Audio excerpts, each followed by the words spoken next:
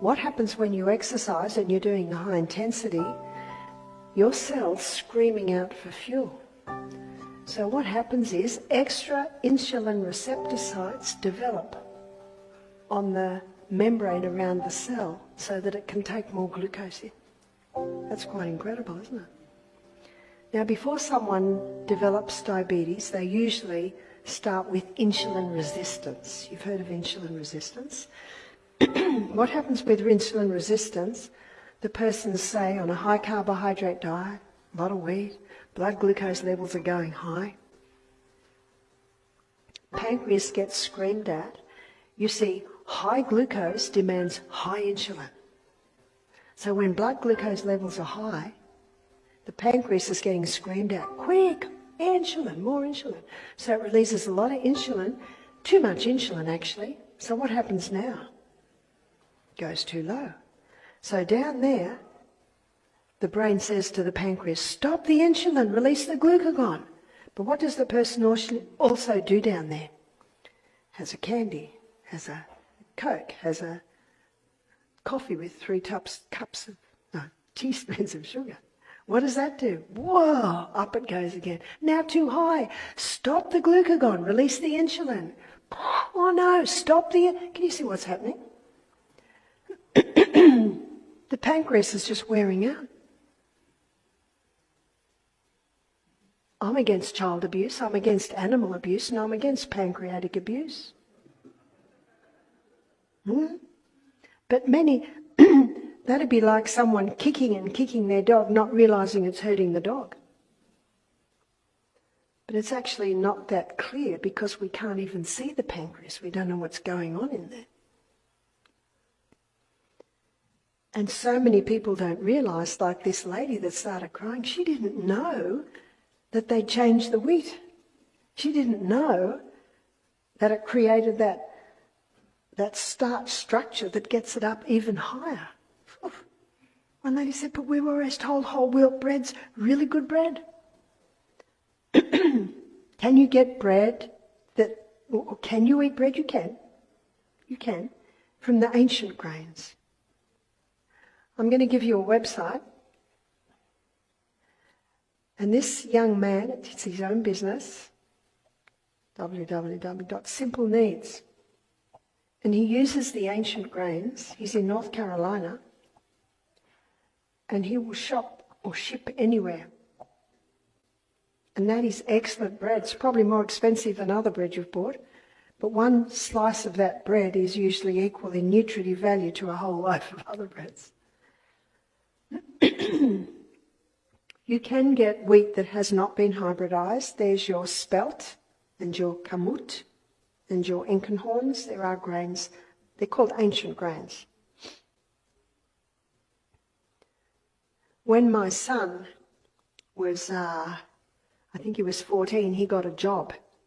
He had to cycle 5 kilometres to a little Italian fruit and vegetable shop. In Australia, we have little fruit and vegetable shops. That's all they sell. So in all the little towns, you'll have a butcher shop, you'll have a baker shop, you have a fruit and veggie shop. And it was run by Italian family. There was Mama was about late 60s. There was Daughter was early 40s. And Mama would say to Peter, get that broccoli, put it out the front. So Peter would carry it out the front and he'd meet Daughter. And the daughter said, Peter, what are you doing with that broccoli? Now get it back there. And if Peter tried to speak, he'd got into trouble because he's back answering, so he'd turn around and then he'd meet Mama. Peter, what are you doing with that broccoli? I told you to get it. And Peter would turn around and hopefully eventually they'd meet. Peter would come home every day and he'd have a backpack full of rock melons or things that they were going to throw out. He'd come and say, Mum, I got some good fruit today.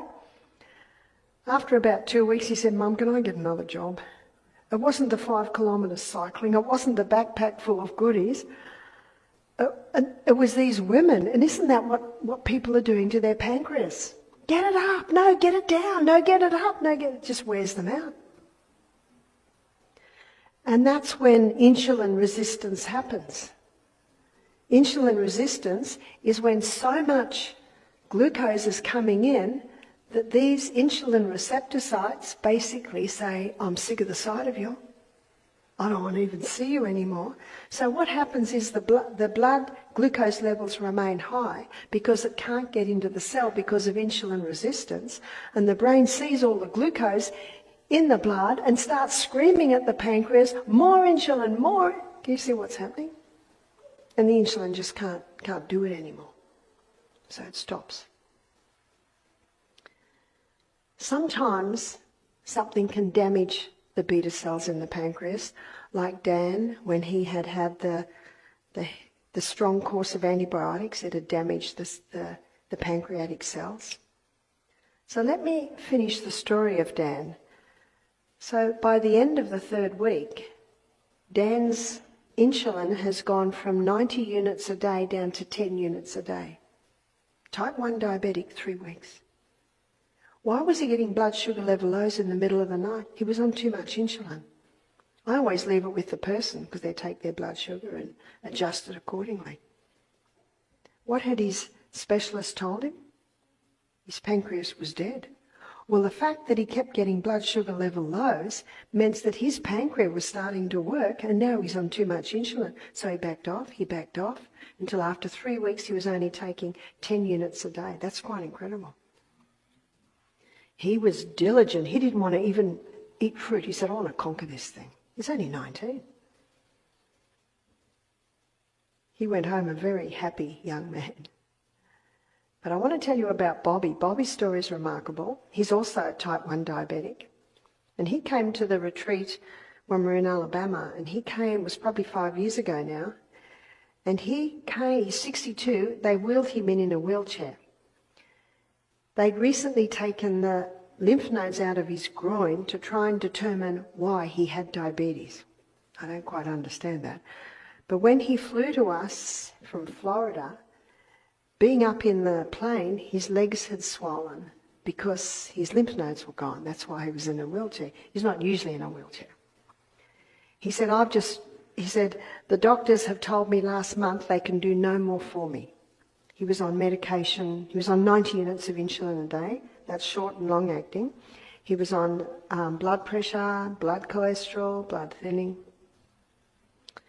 He said, I will not be able to exercise with the other guests. Look at my legs. I said, that's right. But I said, what I want you to do is every hour I want you to get on the trampoline or the little mini rebounder and just go like this. Because that fluid is lymphatic fluid.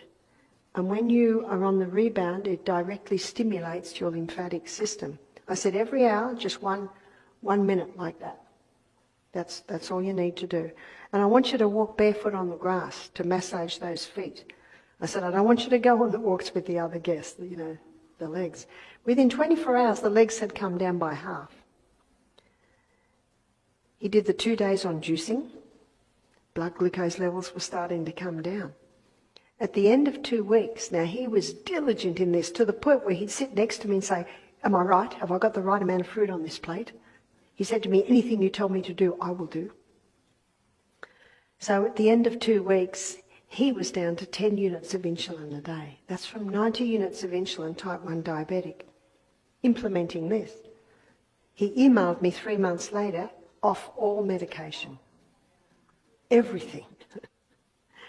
And he said, and I've lost a lot of weight. I'm trying to think of it. I think it was about 40 pounds that he'd lost in those 3 months. When he got home, his 42-year-old wife said, this is your baby, I'm not interested. I like my champagne croissant